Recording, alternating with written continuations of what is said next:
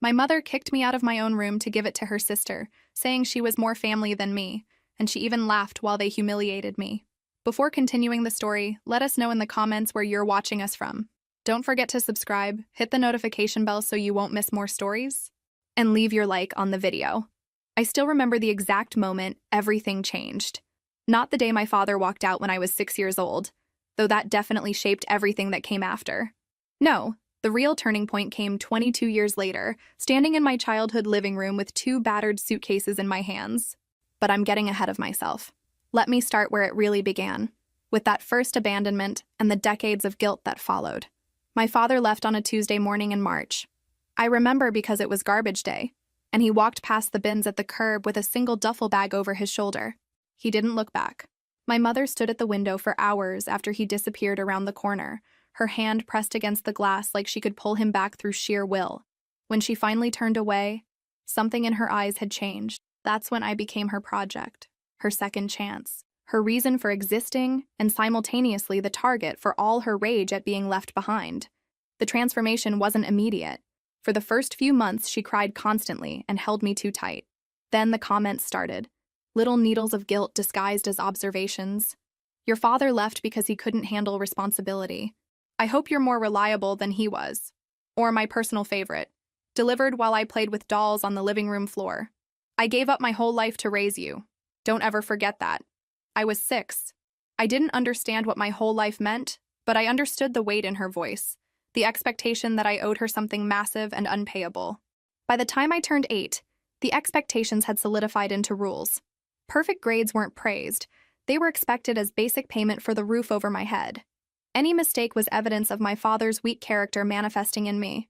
You have his selfishness, she'd say when I wanted to quit piano lessons after 2 years. He could never commit to anything either. I kept playing. I kept doing everything she wanted because the alternative, being abandoned like my father abandoned us, was too terrifying to consider. The years blurred together in a haze of overachievement and anxiety. While other kids had sleepovers and birthday parties, I had extra homework and chores. My mother never explicitly forbade me from having friends over, but she'd make comments. Hope they don't judge our humble home. Not everyone had their father stick around to provide better. The shame was enough. I stopped asking. I remember being 10 years old and finding a birthday invitation in my backpack from a girl named Jessica. A pool party. It sounded magical. I'd never been to a pool party. I showed my mother the invitation, already mentally cataloging what I'd need: a swimsuit, a present, permission. She looked at the cardstock with its cheerful rainbow design and handed it back to me. We can't afford a present nice enough for a girl whose family has a pool, she said. You don't want to embarrass yourself. The invitation stayed in my desk drawer until it yellowed. I told Jessica I had a family thing that weekend. There was the time in middle school when I made honor roll and brought home the certificate, thinking maybe this time she'd be proud. She glanced at it while doing her crossword puzzle. Honor roll is the minimum for someone with your opportunities, she said without looking up. Your father was smart too when he bothered to try. Don't waste it like he did. I put the certificate in a box under my bed with all the others. By high school, I stopped showing them to her at all. Every milestone became a reminder of what she'd sacrificed. What I owed. My 8th grade graduation? I missed work for this. Hope it's worth it. My first period? Another expense I can't afford alone. Your father should be paying for these things. Learning to drive? Insurance is going to cost a fortune. Better get a better job. Nothing was just mine. Everything was transactional, a debt to be repaid. When I turned 14, she decided I was old enough to contribute financially. You're practically an adult now. Time to learn responsibility. I got a job at a corner store 3 blocks from our apartment, working after school and weekends. My first paycheck? I handed to her with pride, thinking this was what she wanted, proof that I wasn't like my father. She counted the bills, nodded, and said, "About time you started pulling your weight." That's when I understood. There would never be enough. No amount of good grades, perfect behavior, or money would fill the hole my father left. But I kept trying anyway because that's what you do when you're drowning. You keep swimming even when you can't see the shore. My teenage years disappeared into work shifts and household duties. Friends stopped inviting me places after the 20th I have to work excuse. I watched them through social media, living the adolescence I'd traded for my mother's approval. They went to football games and prom while I carried grocery bags up 3 flights of stairs and scrubbed bathroom tiles. At 16, I was covering half our rent. At 17, I was paying all the utilities. My mother had stopped working by then. My back, she'd say, though she seemed perfectly capable of walking to her sister's house for wine and gossip every Thursday. The corner store job taught me things school never could: how to smile at rude customers, how to restock shelves until my shoulders ached, how to count a register at the end of a shift with hands that shook from exhaustion. The owner, a kind older man who wore the same cardigan every day, would sometimes slip me an extra 20. For college, he'd say with a wink. I never told my mother about those 20s. They went into a jar I hid in the back of my closet, buried under old sweaters, my emergency fund, my someday escape money. I missed junior prom because I had a closing shift. My mother said we needed the money more than I needed some silly dance. I saw the photos later, everyone in their sparkly dresses and rented tuxedos, laughing and posing. I was in my store uniform, counting change and mopping floors. Senior prom I didn't even mention. What was the point? There was a boy I liked in my junior year. Dark hair, smart, laughed at my jokes in history class. He asked me to a movie once. I wanted to say yes so badly I could taste it. But the movie was on a Saturday, my longest shift, and I knew asking for time off meant less money, which meant my mother's disappointment, which meant days of cold silence and pointed comments. I told him I was busy. He stopped asking. 3 weeks later, I saw him holding hands with a girl from the cheerleading squad. She probably had time for movies. I got into the state university on a full academic scholarship. For one glorious moment, I thought this was my escape, my chance to live in a dorm and be a normal college kid. That fantasy lasted approximately 48 hours. You'll live at home, of course, my mother announced. The scholarship might cover tuition, but room and board cost money we don't have. And after everything I've done for you, after keeping this family together alone, you owe me at least that much. The guilt settled over me like a familiar blanket. Heavy, suffocating, but somehow comforting because it was all I knew. College was more of the same, just with textbooks added to the mix. I studied accounting because it was practical and would lead to a good job with a steady paycheck. My mother made sure I understood this wasn't for me. It was for us. When you graduate and get a real job, we'll finally be comfortable. We deserve that after everything we've been through. As if her abandonment and my childhood were a shared trauma we'd overcome together, rather than a weapon she'd wielded against me for 12 years and counting.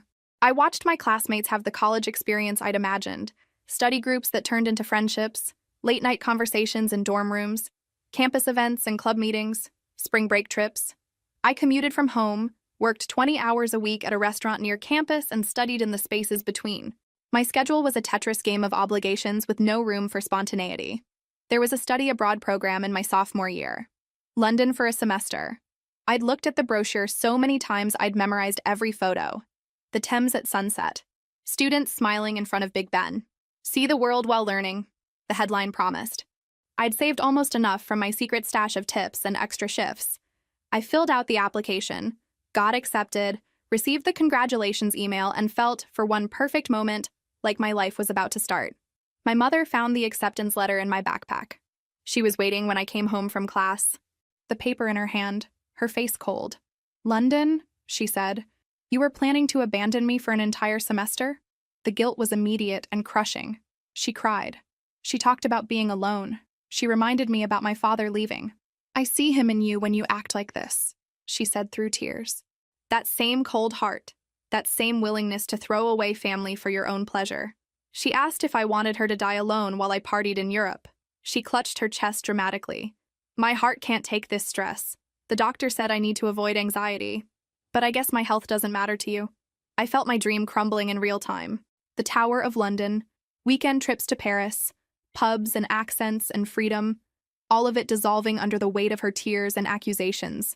"I'm not trying to hurt you," I said weakly. "It's for school. It's educational." "Educational," she scoffed. "You're getting educated here just fine. This is about running away, about abandoning your responsibilities like he did." She put the letter down and looked at me with such disappointment I wanted to sink into the floor. "I thought you were different. I thought you understood what family means. But maybe I was wrong about you." I withdrew my application the next day, sent the email to the study abroad office with shaking hands. "Due to personal family circumstances, I will not be able to participate." The coordinator's response was kind and professional. She hoped everything was okay. She wished me well. I deleted the email and never looked at the London brochure again. My roommate freshman year, before I gave up the dorm room idea, told me I needed therapy. We'd been assigned to share a tiny room in the oldest building on campus. She was pre-med, ambitious, kind. We talked late into the night that first week, the way new college students do, sharing our lives in the darkness. I told her about my mother, about working since 14, about paying rent. She'd gone quiet for a long minute, then said, "That's not normal. You know that's not normal, right?" I'd laughed it off, made excuses, changed the subject, but her words stuck with me, needling at me during quiet moments. I moved back home 2 weeks later, told her it was a financial decision. She looked at me with pity and didn't argue. 3 years after graduation, I was living the life my mother had designed for me. I worked as a junior accountant at a mid-sized firm downtown, pulling in a decent salary that vanished into the black hole of our household expenses. I paid the rent on our 2-bedroom apartment. I paid the utilities. I bought groceries, cooked meals, did laundry, cleaned. My mother hadn't worked in over a decade by then. "Why should I when you're doing so well?" she'd say. "Besides, someone needs to manage the household." Managing the household meant watching television and making shopping lists of things she wanted me to buy. A new cream she'd seen advertised, better towels, a coffee maker that made espresso because her friend had one. I bought them all. Not because I wanted to, but because refusing meant hours of passive-aggressive comments about my selfishness and how she'd given me everything. The absolute least I could do was provide a few comforts for her declining years. She was 52 and in perfect health. My routine was suffocating in its predictability. Wake at 6, shower, dress in business casual, make breakfast, pack lunch, commute 45 minutes on 2 buses, work 9 hours, commute back, stop at the grocery store, climb the 3 flights to our apartment, cook dinner, clean kitchen, do laundry or some other chore, watch television with my mother while she commented on my clothes, my hair, my lack of social life, fall into bed exhausted, repeat. The commute was the only time that felt like mine. 2 buses, 45 minutes each way. I'd put in headphones and stare out the window, watching the city pass by. Other people's lives unfolding in lit windows, a couple laughing over breakfast, someone walking a dog, a child being pushed on a swing, small moments of normalcy that felt like watching a life I'd never get to live. Work was fine. The numbers made sense in a way people never did. Columns that balanced or didn't. Errors you could find and fix. My coworkers were pleasant enough, though I always declined happy hour invitations. "My mother needs me at home," I'd say. After a year, they stopped asking. I became the quiet one, reliable but distant. The girl who ate lunch at her desk and never shared weekend plans because she never had any. My boss once pulled me aside after I'd been there 2 years. "You're good at this," he said. "Really good. But you seem tired all the time. Is everything okay?" I'd assured him it was fine. Everything was fine. Fine became my favorite word. "How are you?" "Fine." "How was your weekend?" "Fine." "How's your family?" "Fine." The word was a shield, keeping questions at bay, keeping people at a safe distance where they couldn't see how not fine everything actually was. The grocery store trips were their own special hell. I'd wander the aisles with my mother's list, buying things I couldn't afford, putting back things I wanted. She liked expensive cheese, specific brands of crackers, the good coffee, not the store brand. Wine, always wine. Later it became beer too, cheaper and easier to drink in quantity. I'd watch the Total Climate checkout and feel my stomach clench. $70, $80, $90. My mother didn't work, but somehow needed more than I could afford. I hadn't been on a date in 4 years. My last relationship ended when my boyfriend at the time, a coworker who seemed nice enough, suggested I was too focused on my mother's needs. "She's an adult. She can take care of herself," he'd said. I'd defended her automatically, the conditioning too deep to recognize the truth in his words. He left 3 weeks later. I couldn't even blame him. My few remaining friends from college had stopped reaching out after I canceled plans one too many times. There was always something my mother needed. Some emergency that meant I couldn't make dinner, or that concert, or just coffee. Eventually, the invitations stopped coming. I told myself I didn't mind. People were exhausting anyway, always wanting things, taking time I didn't have. The truth was simpler and more pathetic. I was 28 years old and I'd never learned how to exist for myself. My entire identity was wrapped up in being the good daughter, the responsible one, the girl who stayed. Every decision I'd made for 2 decades had been filtered through one question: what would make my mother happy? Or more accurately, what would prevent my mother from making me feel guilty? That's why when she served me dinner that Thursday in late September, I knew immediately something was wrong. My mother didn't cook. She microwaved things I'd prepped, sure, but actual cooking? The smell of garlic and chicken hit me as soon as I opened the apartment door. My stomach clenched with anxiety rather than hunger. "Sit down, sweetheart," she said, her voice honey-sweet in that way that always preceded bad news. "I made your favorite." It wasn't my favorite. It was hers. But I sat. We ate in silence for a few minutes, the tension building with each bite. Finally, she set down her fork and folded her hands on the table. "Your aunt lost her job." My aunt. My mother's younger sister, who I hadn't seen in 13 years. The last time she'd stayed with us, I was 15. She'd slept on our couch for 3 months, eating everything in sight, leaving messes everywhere, contributing nothing. She'd disappeared the moment she landed a boyfriend with his own place. Didn't even say goodbye. I'd come home from school to find the couch empty and a dirty dishes in the sink. Her final gift to us. "That's unfortunate," I said carefully. "She was evicted. She has nowhere to go." My mother's voice carried that edge, the one that meant disagreement would cost me. Blood takes care of blood. She's coming to stay with us. My mind immediately went to logistics. Our apartment had 2 bedrooms, mine and my mother's, a bathroom, a kitchen, a living room with that same couch from 13 years ago. Where exactly would she sleep? "She'll take your room." My mother said it like it was obvious, like it was already decided. "She needs privacy and a proper bed. Her back, you know. You're young. You can sleep on the couch for a while." For a while. That phrase hung in the air between us. My aunt's last "for a while" had lasted a quarter of a year. No, the word came out before I could stop it. "That's my room. I pay for this apartment. I'm not sleeping on the couch." My mother's face transformed, warmth evaporating into ice. "After everything I've done for you? I raised you alone. I gave you a home, food, clothing. I sacrificed my entire life for you, and this is how you repay me? With selfishness?" Her voice rose with each sentence. "Your aunt needs help. She's family. But I see how it is. You're just like your father. Selfish, cold, thinking only of yourself." There it was. The nuclear option. The comparison to my father. The ultimate accusation. For 22 years, that comparison had been enough to make me fold, to make me agree to anything to prove I wasn't like him. I felt the familiar panic rising, the fear of being abandoned, rejected, cast out. But underneath the panic, something else stirred. A tiny voice asking, what exactly did she sacrifice? What did she give me that a parent isn't supposed to give a child? Food and shelter are the baseline, not heroic achievements worthy of eternal gratitude. The voice wasn't loud enough. Not yet. "Fine," I heard myself say. "When is she coming?" "Saturday. 2 days away." My mother's face softened back into satisfaction. "I knew you'd understand. You're such a good girl when you want to be."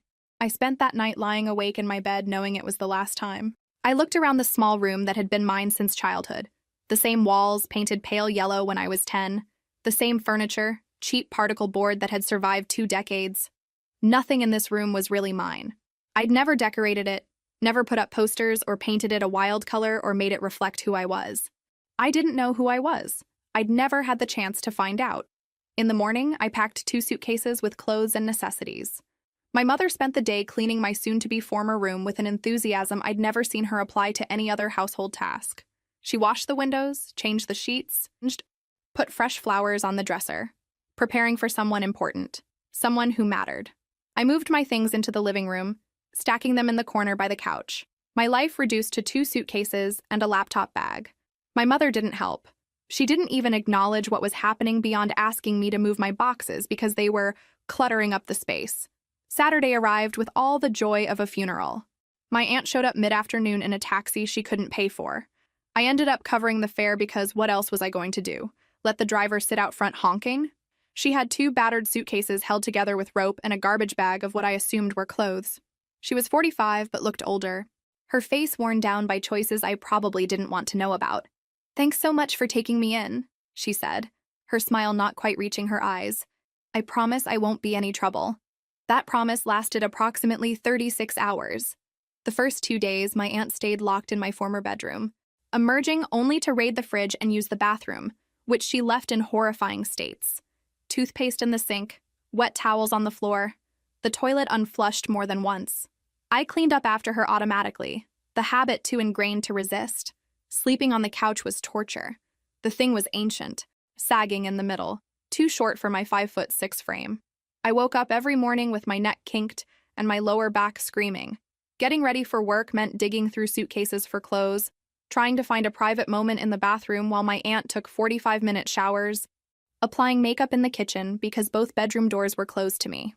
I started setting my alarm for 5 in the morning, hoping to shower before my aunt woke up. It worked for 3 days before she started waking up at 4:30, like she knew, like she wanted to ensure I never had a moment of peace. I'd hear the bathroom door lock and the water start running just as I reached for the handle. 45 minutes later, she'd emerge in a cloud of steam, smirking at my work clothes already laid out on the couch, my desperation to be clean and professional, visible and pathetic. The kitchen became a battleground. I'd buy groceries, carefully selecting things that would last the week. By Wednesday, everything would be gone. My yogurt for breakfast, the sandwich meat I'd planned for lunches, the pasta I'd budgeted for 3 dinners, all consumed in my aunt's late-night raids. I'd open the fridge at 6 in the morning before work and find it empty except for condiments and her beer. I started eating vending machine food at work, stretching my coffee breaks to make up for the breakfast I couldn't eat at home. My work performance started slipping. I showed up exhausted, made careless errors in spreadsheets, missed details in reports. My supervisor called me into his office after I transposed an entire column of figures, creating chaos for the client. "Is everything all right at home?" he asked. I assured him it was fine. Everything was fine. It wouldn't happen again. But we both knew I was lying. The numbers blurred on my screen. I'd catch myself reading the same email 3 times without comprehending it. My coworker, a nice woman named Patricia who'd been there for 15 years, brought me coffee one afternoon. "Honey, you look dead on your feet," she said gently. "Whatever's going on, you need to take care of yourself." I nodded and thanked her and did nothing because I didn't know how to take care of myself. I'd never learned. By the end of the first week, my aunt had emerged from hibernation and found a new hobby, tormenting me. It started small. Comments about my clothes. Business casual? More like business boring. Observations about my schedule. Up early again? Wow, corporate slavery really has you trained? Each jab delivered with a smile. Like she was joking, but the malice underneath was obvious. My mother laughed at every single comment. They'd sit together on my couch, drinking beer I'd bought, eating snacks I'd paid for, making fun of me while I cooked dinner after a 9-hour workday. "Look at her, so serious," my aunt would say. "Does she ever relax?" My mother would respond, "No, she's always been uptight, gets it from her father's side." The beer started as 1 or 2 during dinner. Within 2 weeks, they were going through a 12-pack every 2 days. My mother asked for a little extra money for groceries, since we're feeding 3 now. I gave it to her. She spent it on alcohol. When I came home to find them drunk at 4 in the afternoon on a Wednesday, I said nothing. What was there to say? This was my life. This was what I deserved for being born, apparently. The insults escalated. "There's the meal ticket," my aunt would announce when I walked in. "How was your day licking boots?" My mother found this hilarious. The woman who'd spent 22 years drilling into me that work was noble, that providing for family was my duty, now mocked me for doing exactly that. The hypocrisy was stunning, but pointing it out would only make things worse. They developed routines, rituals of cruelty. When I'd come home and head straight to my suitcase to find clothes for the next day, they'd make bets. $5 says she picks the gray pants again, my aunt would say. She has no imagination, no style, just a robot programmed to work and pay bills. My mother would laugh and agree. At least she's useful. More than her father ever was. I started coming home later and later. I'd sit in the building's lobby on the cracked vinyl chairs meant for visitors, just to delay going upstairs. The security guard, an older man who worked nights, started recognizing me. "Long day?" he'd ask. I'd nod. He never pried. Sometimes I'd sit there for an hour, 2 hours, watching the clock and dreading the moment I'd have to climb those 3 flights. I stopped eating with them. I'd cook dinner, serve it, then take my plate to the bathroom and eat sitting on the edge of the tub, the only place in the apartment where I had privacy. I could hear them laughing through the door, their voices getting louder and sloppier as the evening wore on. Sometimes they'd bang on the bathroom door. "You hiding in there? What are you doing crying?" More laughter. The worst part wasn't the insults. It was how much my mother enjoyed them. She'd light up when my aunt started in on me, leaning forward eagerly, waiting for the punchline. This was the happiest I'd seen her in years. Tearing me down with her sister gave her more joy than anything I'd ever done for her. That realization hurt worse than any of their words. 3 weeks after my aunt moved in, I finally confronted her directly about getting a new job. She looked at me like I'd suggested she fly to the moon. Job market's tough right now. Can't just rush into anything. She was watching television in her pajamas at 2 in the afternoon. She hadn't filled out a single application. Maybe you could contribute something, I suggested, keeping my voice neutral. For groceries or utilities. Contribute? She laughed. I'm family. Family doesn't charge each other rent. She looked at my mother for confirmation. My mother nodded. Exactly. Don't be so mercenary. Mercenary. That's what I was for wanting the adult living in my room, eating my food, drinking my beer. To chip in maybe $20. The absurdity would have been funny if it wasn't my reality. 4 weeks became 5, then 6. My savings were draining. The apartment I paid for felt like a prison. I was exhausted all the time, not just physically, but emotionally. The constant criticism, the mocking, the laughter at my expense, it wore me down in ways the physical discomfort couldn't. I started having panic attacks at work, hiding in the bathroom stall while my chest tightened and my vision tunneled. I thought about leaving. Late at night, lying awake on that horrible couch listening to them snore in the bedrooms, I'd imagine packing my suitcases and walking out, finding my own place, living alone. The fantasy was intoxicating. But then morning would come, and with it the guilt. How could I abandon my mother? She raised me alone. She sacrificed for me. If I left, I'd be exactly like my father. The voice in my head sounded like her now, and I hated it. The breaking point came on a Tuesday. Garbage day, funny enough. Full circle. I'd worked late finishing a project my supervisor needed first thing Wednesday. I got home at 9:30, exhausted, starving, looking forward to at least some quiet since it was a weeknight. Maybe they'd be sober. Maybe I could eat dinner at the actual table for once. They were drunk, absolutely wasted. The apartment reeked of beer and something stronger. Whiskey, maybe. The television was up so loud I could hear it from the hallway. I opened the door to find them sprawled on the furniture, an empty bottle on the coffee table. The kitchen a disaster of dirty dishes and spilled food. The ATM is home, my aunt announced, struggling to sit up. Quick, make her give us more money.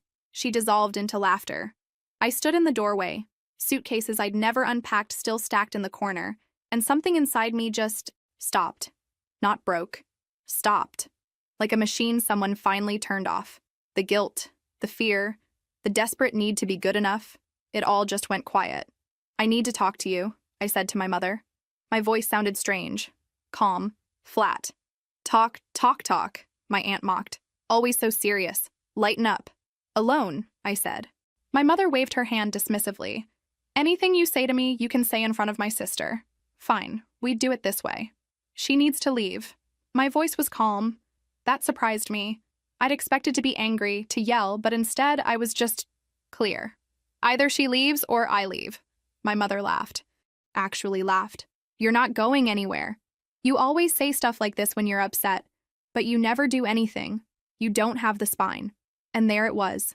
The truth she'd always believed, that I was too weak, too conditioned, too afraid to ever actually leave. She'd spent 22 years building that prison, bar by bar, guilt by guilt, and she was confident in her construction. I'm serious, I said. You're never serious about anything that matters, my mother shot back. Just like your father. All talk, no action. My aunt was watching us now, the entertainment value of the moment cutting through her drunk haze. Ooh, family drama, she said. Better than TV. She's not leaving, my mother continued, standing up and swaying slightly. She's family. She needs help. Unlike you, I understand what family loyalty means. Family loyalty. I repeated the words slowly, tasting them. Is that what this is? You letting her take my room? My food? Everything I pay for? While both of you mock me and drink away the money I earn? So ungrateful, my aunt chimed in. Your mother raised you better than this. My mother raised me to feel guilty for existing, I said. Still calm, still clear. She raised me to believe I owed her my entire life because my father left. But you know what? He left her. Not me. I was 6 years old. I didn't owe her anything then, and I don't owe her anything now. My mother's face flushed red. After everything I've done, what have you done? I interrupted. You fed me and gave me a bed. That's what parents are supposed to do. That's the baseline, not some extraordinary sacrifice that means I have to fund your entire existence for the rest of my life. I gave up everything for you. My mother's voice rose to a shout. I could have had a life. I could have had a career. But I stayed and raised you without any help. You gave up a job at a call center 15 years ago because you didn't feel like working anymore, I said. Don't rewrite history. You didn't sacrifice your dreams for me. You decided your dream was living off me instead. The silence that followed was stunning. Even my aunt looked uncomfortable. Get out. My mother's voice shook. If you're going to be disrespectful, get out of my house. Your house? The laugh that came out of me was hollow. This apartment is in my name. I've paid every single bill for the last 5 years. It's my house. That stopped her. I saw the calculation in her eyes as reality pierced through the alcohol haze. If I left, there'd be no money, no rent, no food, no beer, no comfortable life where she did nothing while I did everything. You don't mean that, she said, her voice shifting to the wheedle I knew so well. You're just tired. We've all been stressed. Things got out of hand. Tomorrow we can sit down and talk about this properly. We can make rules. She'll contribute, won't you? She looked at my aunt, who said nothing. See, we'll work it out. Just don't overreact. I do mean it. I walked to the corner and picked up my suitcases. I'm done. You want her here? Fine. She can pay your bills now. She can be your meal ticket. I looked at my aunt, still slouched on my couch. Good luck with that. The lease ends in 2 months. I'll pay through the end of my contract. Then you're on your own. You can't leave, my mother said, but her voice had gone thin, panicky. You have nowhere to go.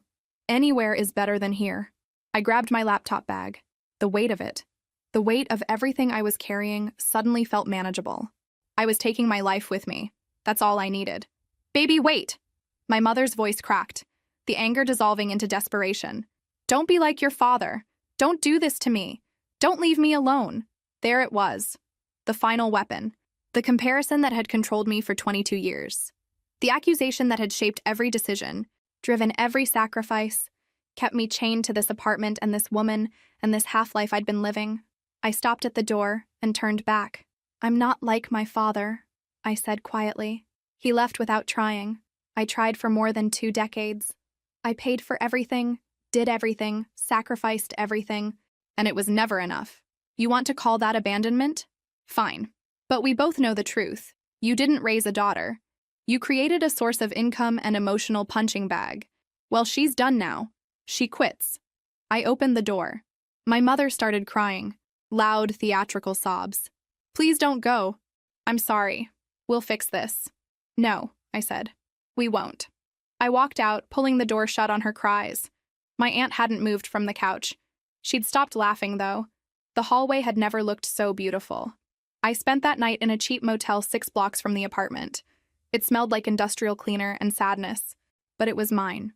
I lay in the questionable bed staring at the ceiling, waiting for the guilt to crash over me, waiting to feel like the terrible daughter, the selfish monster, the woman who abandoned her poor, helpless mother. It didn't come. Instead, I felt light, like I'd been carrying something heavy for so long I'd forgotten it was there, and someone had finally cut it loose. My back didn't hurt from the couch. Nobody was mocking me through the walls. The silence was absolute. I got up around midnight and stood in front of the bathroom mirror. The woman looking back at me was 28 but looked older. Dark circles under her eyes. Hair that needed cutting. Shoulders permanently hunched from years of trying to make herself smaller. Less of a burden, invisible. I looked tired, used up, defeated, but alive. Still alive. Still capable of change. I ordered pizza from a place that delivered until 2 in the morning. When was the last time I'd ordered food just for myself? Just because I wanted it? I couldn't remember. The delivery guy looked confused when I answered the door in sweatpants and paid cash with a generous tip. You okay, miss? He asked. I must have looked as wrung out as I felt. Yeah, I said. I think I finally am. The pizza was mediocre. Best thing I'd ever tasted. I spent the next morning looking at apartments online. My secret savings account, the one I'd opened 2 years ago and contributed to in tiny increments my mother never saw, had enough for first and last month's rent on a studio. It wasn't much, but it was mine. All mine. Every listing I looked at felt like possibility. A tiny kitchen meant I could cook what I wanted. A small bathroom meant I could shower when I wanted. A single room meant nobody would take it from me. The spaces were small, but they represented something huge. Autonomy, choice, freedom. I looked at my bank account again, doing the math. If I was careful, Really careful, I could swing it. No more buying my mother's expensive cheese and wine. No more my aunt's beer and snacks. No more covering two other adults who contributed nothing. Just me and my expenses. The numbers actually worked. They'd worked this whole time, but I'd been too conditioned to see it. By noon, I'd scheduled 3 viewings. By evening, I'd signed a lease on a tiny studio in a decent neighborhood. It had a Murphy bed, a kitchenette, 1 closet, and a bathroom the size of a phone booth. It was perfect. I moved in the next day with my 2 suitcases and laptop. The landlord looked at my meager possessions and asked if I needed help moving the rest. "This is everything," I told him. He gave me a look that was part pity, part concern, but handed over the keys without comment. That first week was strange. The apartment was too quiet. I kept expecting to hear my mother's voice calling me, asking where I'd put something or demanding I pick up an item from the store. But there was nothing. Just silence and space that was entirely mine. I bought groceries, just for me. I stood in the aisles at a different store, one where nobody knew me, and put things in my cart based purely on what I wanted. Dark chocolate because I liked it. Fresh berries even though they were expensive. Good coffee. A fancy cheese just because. At checkout, the total came to $40. $40 for a week of groceries just for me. I'd been spending over $100 weekly at the old place. The math was stark and infuriating. I cooked what I wanted, when I wanted. Breakfast at 10 on a Saturday because I could sleep in without someone pounding on walls. Dinner at 6, at my tiny fold-down table. Not in a bathroom or standing in the kitchen. I watched shows I actually liked instead of whatever my mother wanted. British mysteries, cooking competitions, nature documentaries, things I'd never admitted to liking because they'd just become more ammunition for mockery. I went to bed early without anyone pounding on walls or laughing drunk in the next room. I woke up without back pain for the first time in 6 weeks. That first morning, I just lay there for 10 minutes, testing my body, waiting for the familiar ache. Nothing. My back felt normal. I almost cried from relief. It felt like learning to breathe after years underwater. The small things amazed me. Taking a shower and having the bathroom stay clean because I was the only one using it. Making coffee and having it still be there when I wanted a second cup. Buying shampoo and having the bottle last more than 2 days because nobody else was using it. These tiny domestic victories felt monumental. I started noticing things about myself I'd forgotten. I was a morning person, it turned out. I liked the quiet of dawn, the way the light changed. I'd been waking up exhausted and stressed for so long I'd assumed I hated mornings. But it wasn't mornings I hated. It was waking up in that apartment, to that life, to those people. I reorganized my tiny closet 3 times, finding the perfect arrangement for my limited belongings. It was excessive and unnecessary, and I loved every minute of it. This was my closet, my space, my choice of where things went. The calls started on day 4. Unknown number, but I knew it was her. I let it go to voicemail. Then another call, another. By evening, I had 16 missed calls. I listened to the first voicemail. "This is ridiculous. You've had your little tantrum. Time to come home and be an adult about this." Her voice was sharp, annoyed, like I was a teenager who'd stayed out past curfew. The second voicemail was angrier. "You can't just abandon your responsibilities. I'm your mother. You owe me." The third was desperate. "Please call me back. I don't understand what I did wrong. Why are you punishing me?" I deleted them all and blocked the number. She called from my aunt's phone. I blocked that too. She called from a neighbor's phone. Blocked. She created a Facebook account just to message me. I blocked her there too. The desperation in her messages would have broken me a month ago. Now I saw them for what they were, manipulation. She didn't miss me. She missed my money. 2 weeks after I left, I got a message from an old neighbor, someone I'd known casually. "Your mom is telling everyone you abandoned her. Just thought you should know. Also, there's an eviction notice on your apartment door." My apartment. The one in my name. I'd forgotten about that detail in the chaos of leaving. I called my landlord, explained I'd moved out, asked about breaking the lease early. He was surprisingly understanding. "Your mother and another woman are still there, though. They told me you'd be back to pay rent." "I won't be," I said. "Start eviction proceedings. I'll pay this month's rent as notice." But that's it. "You sure?" he asked. They seem like they're not planning to leave voluntarily. "I'm sure." The eviction took 6 weeks. I heard about it through the neighborhood gossip network. My mother tried everything, crying to the landlord about her cruel daughter, trying to get neighbors to loan her rent money, promising she'd pay everyone back when her daughter came to her senses. Nobody bit. They'd all seen me working myself to death for years. They weren't stupid. The landlord was sympathetic but firm. I'd paid my final 2 months as notice when I left, fulfilling my obligation. After that, the apartment needed a paying tenant. My mother had no income, no cosigner, no way to take over the lease.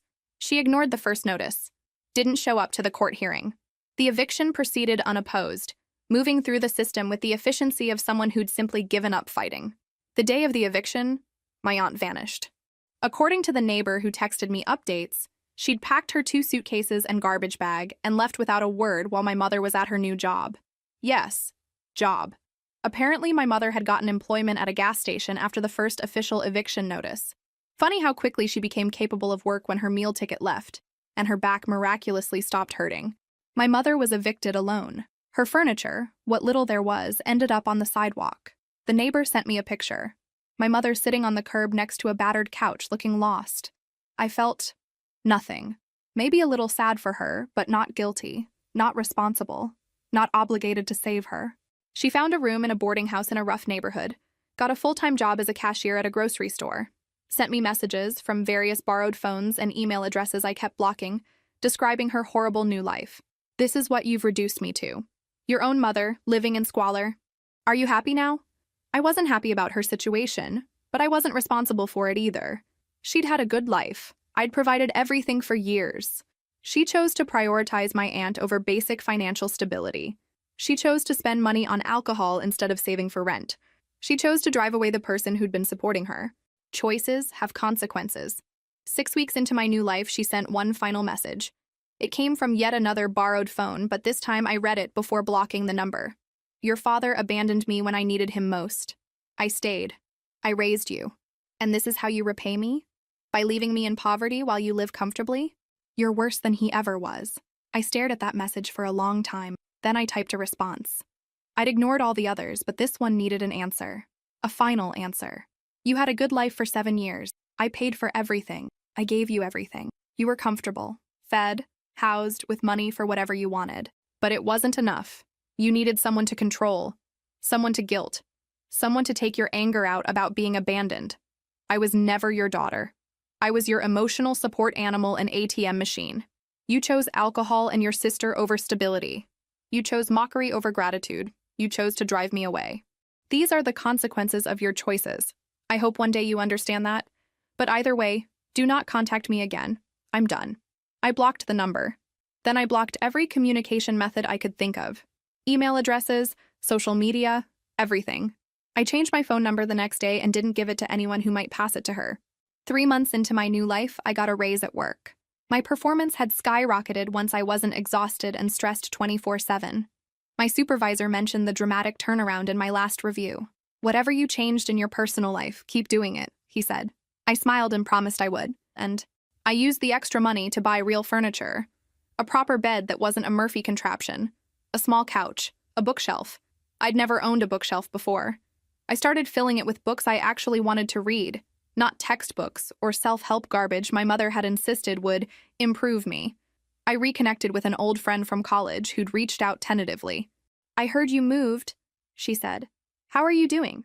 We got coffee, then lunch. Then she invited me to a dinner party where I met other people my age who weren't exhausting or demanding or making me feel guilty for existing. I remembered what it was like to laugh without waiting for the insult that would follow. Her name was Keisha, and we'd been in the same statistics class junior year. We'd studied together a few times before I'd withdrawn into my work and home prison. She didn't ask invasive questions about why I'd disappeared or what had happened. She just accepted my presence, my rusty social skills, my tendency to check my phone anxiously even though nobody was going to call demanding I come home. You seem different, she said one evening over Thai food. Lighter somehow. I thought about that. Lighter. Yes. Like gravity had less pull on me now. I left a bad situation, I told her. Not the details. Not yet, but enough. She nodded like she understood and didn't press for more. Through Keisha, I met others. Marcus, a graphic designer who made terrible puns. Jenna, a teacher who collected vintage postcards. David, a nurse who'd seen enough drama at work that he kept his personal life drama-free. Normal people with normal problems. Jobs they tolerated or loved. Hobbies that brought them joy. Families that were complicated but not toxic. They showed me what normal looked like, and it was revolutionary. 6 months after leaving, I went on my first date in years. Nothing came of it, but it felt like a milestone anyway. I was present. I wasn't mentally calculating how much time I had before I needed to be home, or worrying about what my mother would say about my clothes, or whether there'd be some emergency waiting for me. I was just there, existing as myself. The guy was nice enough, an accountant from a different firm who'd struck up a conversation at a coffee shop. We went to dinner, talked about work and movies and favorite books. He kissed me goodnight at the bus stop. It was nice. When he called for a second date, I realized I wasn't interested and told him so. He took it well. The whole interaction was remarkably undramatic and healthy. I walked home marveling at how simple things could be when you weren't carrying decades of dysfunction. I went on more dates. Some good, some boring, some that ended with mutual disinterest. But I was learning what I liked in a partner, learning how to recognize red flags, though after years with my mother, even the subtle ones seemed obvious now. Learning that I could say no without apologizing or explaining or justifying. One Saturday, I ran into that ex-boyfriend from years ago, the coworker who'd told me my mother could take care of herself. We were both in line at the same coffee shop, and the recognition was mutual and awkward. He had a wedding ring on his finger and looked genuinely happy. "How are you?" he asked, and it seemed like he actually wanted to know. "Good," I said, and meant it. "Really good, actually. I'm glad." He seemed to understand there was a story there, one he didn't need to hear. "You deserve that." After he left with his coffee, I realized I'd spent years thinking he'd been wrong to judge my situation. But he'd been exactly right. My mother could take care of herself. She just hadn't wanted to, as long as she had me to do it for her. He'd seen what I couldn't. I hoped his wife appreciated his clarity. The thing about guilt is that it's like a muscle. When you exercise it constantly for decades, it gets strong. But when you finally stop, when you rest it and let it heal, it gets weaker. The guilt I felt about leaving my mother started strong. But every day in my own apartment, every morning I woke up without back pain, every evening I spent doing what I wanted, it faded a little more. I started thinking about who I actually was underneath all those years of conditioning. I liked mystery novels, it turned out. I'd never had time to read for pleasure before, but now I'd curl up on my tiny couch after work with a paperback from the used bookstore down the street. I enjoyed cooking when it wasn't an obligation, when I could experiment and mess up without someone criticizing the waste of money if something turned out badly. I was decent at watercolor painting, something I discovered when I took a beginner class at the community center on a whim. I liked running in the morning, the rhythmic pounding of feet on pavement, the way it cleared my head. I preferred tea to coffee. Small things, but they were mine. I was building an identity from scratch at 28 years old, and it was both terrifying and exhilarating. My mother had defined every aspect of my life for 22 years. She'd decided what was selfish and what was noble, what I owed, and what I deserved, which was nothing. Walking away from that meant walking away from any sense of inherent worth or purpose. I had to build those from the ground up. Some days were harder than others. There were moments I doubted myself.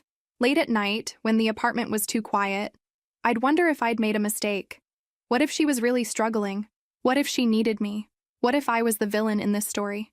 But then morning would come, and I'd remember the years of mockery, the constant guilt, the way she'd laughed while her sister called me names, the way she'd chosen her sister over basic decency to her daughter. And I'd know I'd made the right choice. I started a journal. Nothing fancy, just a cheap notebook from the drugstore. I wrote about my days, my feelings, the small victories and setbacks. Tried a new recipe today. It was good. I liked it. Simple sentences that felt profound because they were about me, for me, without needing anyone else's approval. The journal became a record of someone emerging, discovering, becoming. Sometimes I thought about that store owner from my teenage years, the kind man in the cardigan who'd slipped me 20s for college. I wondered if he'd known what those bills would become. My escape fund. My proof that someone, somewhere, believed I deserved more than I was getting. I'd never thanked him properly. The store had closed years ago, replaced by a chain pharmacy. But wherever he was, I hoped he knew his kindness mattered, that it had literally saved someone's life. Work improved dramatically. My supervisor noticed immediately. "Whatever you're doing, keep it up," he said after I delivered a flawless report ahead of schedule. I wanted to tell him, I'm sleeping in a real bed. I'm eating actual food. Nobody's screaming at me or mocking me. But I just smiled and said I'd been working on time management. He didn't need to know the truth. I heard through the gossip network that my mother was doing fine. Not great, but fine. She'd kept her job, found a cheaper room in a better neighborhood. Apparently, she told everyone who'd listen that I'd stolen from her and abandoned her out of spite. I didn't correct the story. The people who mattered knew the truth. The ones who believed her version weren't worth my energy. My aunt, predictably, had latched onto a new victim. Some guy she met at a bar who she moved in with after 3 weeks. I gave him 6 months before he figured out who he was dealing with. Not my problem either. 1 year after leaving, I got promoted. The raise was substantial. I moved to a better apartment. A real 1-bedroom with a full kitchen and a bathroom I didn't have to shower sideways in. I bought artwork for my walls. I adopted a cat from the shelter, a grumpy orange tabby who'd been there for 6 months because he hissed at everyone. We understood each other perfectly. I built a life. Not an impressive one by conventional standards. I didn't have a partner or kids or a high-powered career. But I had peace. I had autonomy. I had mornings where I woke up without dread. I had evenings where I chose what to do with my time. I had money in my savings account and food in my fridge and nobody making me feel guilty for existing. Sometimes I thought about my father. I'd spent 22 years believing he was the villain, the abandoner, the weak one who couldn't handle responsibility. Now I wondered if maybe he'd just been someone who recognized a toxic situation and left before it destroyed him. I'd never know. He'd remarried. I found out through an internet search I shouldn't have done, had 2 kids, lived 3 states over. I had no interest in contacting him. That ship had sailed decades ago. But I understood him a little better now. Sometimes leaving isn't abandonment. Sometimes it's survival. I wondered what his side of the story was. Had my mother been the same with him? The constant guilt, the impossible standards, the way she turned any kindness into a debt to be collected with interest? Or had losing him changed her, twisted her into the woman who'd raised me? I'd never know that either. And surprisingly, I was okay with not knowing. His choices were his. My mother's choices were hers. The only choices I could control were my own. I thought about reaching out to him sometimes. Writing an email. Hey, I'm your daughter, the one you left when she was 6. I left too, eventually.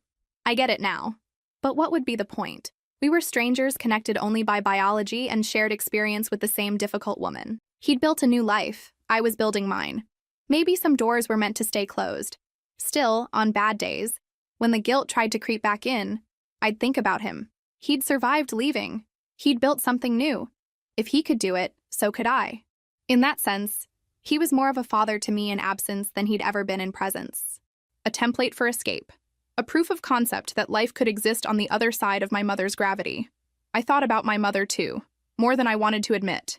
Not with guilt anymore, but with something close to pity. She'd had every opportunity to have a genuine relationship with me. I'd been right there for 28 years, trying desperately to earn her love. All she'd had to do was appreciate it, or at least not actively abuse it. But she couldn't. Her need to be the victim, to have someone to control and blame, was stronger than any capacity for actual love. That's the thing that took me longest to accept. My mother didn't love me. Not really. She loved having someone obligated to her. She loved the power dynamic. She loved being able to guilt someone into funding her lifestyle. But me as a person, as her daughter, as a human being with needs and dreams and limits, she had no interest in that version of me. It hurt less than I expected. That realization. Maybe because by the time I fully accepted it, I'd built enough of my own life that her opinion didn't matter anymore. I didn't need her validation or love or approval. I had my own validation. I was doing okay. Better than okay. I was doing well. 2 years after leaving, I stopped checking for messages from her. I'd blocked everything, but for the first year, I'd still looked, just in case she found a new way through. Eventually, I stopped caring enough to check. She'd become like my father, someone who used to be in my life and now wasn't. The difference was I didn't spend 2 decades resenting her. I just moved on. People ask me sometimes if I regret it. If I regret leaving, cutting contact, abandoning my mother. The answer is simple. No, not for a second. I regret not doing it sooner. I regret the years I wasted trying to be good enough for someone who would never be satisfied. I regret missing out on my 20s because I was too busy funding someone else's comfortable retirement. But I don't regret leaving. Leaving was the first truly healthy choice I'd ever made for myself. The last I heard, my mother was still working retail, still living in a rented room, still telling anyone who'd listen that her ungrateful daughter abandoned her. I heard she tried to contact me through my work once. My boss, bless him, told her I no longer worked there and hung up. He mentioned it to me later with a raised eyebrow. Ex? He asked. Worse, I said. Mother? He nodded like that explained everything. It kind of did. My aunt cycled through 2 more boyfriends and eventually ended up back with my mother, the 2 of them splitting expenses in a 2-bedroom apartment in the same rough neighborhood. They deserve each other, honestly. 2 women who never learned that other people aren't resources to be exploited. I hope they're happy together. I really do. Just nowhere near me. As for me, I'm 30 now. I have a job I'm good at, an apartment I love, friends who actually like me for who I am, not what I can provide. I'm dating someone kind, someone who thinks my mother sounds absolutely insane and tells me I was right to leave. I'm learning guitar. I'm learning to exist without guilt. That last one's still a work in progress, but I'm getting there. Sometimes people who learn my story tell me I'm brave. I'm not. I'm just someone who finally, after nearly 3 decades, learned that surviving isn't the same as living. I survived for 28 years. Now I'm living. There's a difference. And if my mother ever somehow finds a way to read this, know this. I don't hate you. I don't even think about you most days. You're just someone who used to have power over me and doesn't anymore. That's all. You made your choices. You chose comfort over decency, control over love, victimhood over accountability. Those choices led you exactly where they were always going to lead you. I made my choice too. I chose myself. Finally, impossibly, after all those years of putting everyone else first, I chose myself. And it turns out, I'm pretty good company. I still remember that Tuesday morning when my father walked away, and the Tuesday evening 22 years later when I did the same. People say you're not supposed to repeat your parents' patterns, but maybe walking away from toxicity isn't a pattern to break. Maybe it's a lesson to learn. My father walked away from my mother. Eventually, I walked away from her too. Maybe that says more about her than it does about us. I don't know what the future holds. I'm still figuring out who I am, what I want, where I'm going. But for the first time in my life, those questions feel exciting instead of terrifying. I get to decide. Not my mother. Not obligation. Not guilt. Me. Some days are still hard. I catch myself falling into old patterns, apologizing for taking up space, minimizing my needs, preparing for criticism that never comes. Therapy helps. I started going 3 months into my new life, using my health insurance for the first time for something other than emergency visits. My therapist, a patient woman in her 50s, helps me untangle the knots my mother tied. You're doing the work, she tells me. That's what matters. The work is exhausting. Realizing how deeply the conditioning goes, how many of my thoughts aren't actually mine but echoes of my mother's voice. Learning to distinguish between genuine guilt over real wrongdoing and manufactured guilt designed to control. Understanding that I'm allowed to be angry, that anger doesn't make me like my father, that anger can be healthy and justified and useful. I'm learning boundaries. The word itself feels revolutionary. I can say no. I can say yes. I can say let me think about it. I can change my mind. These basic rights that most people take for granted are discoveries to me. Treasures I'm still learning to value and protect. And that's enough. That's more than enough. That's everything.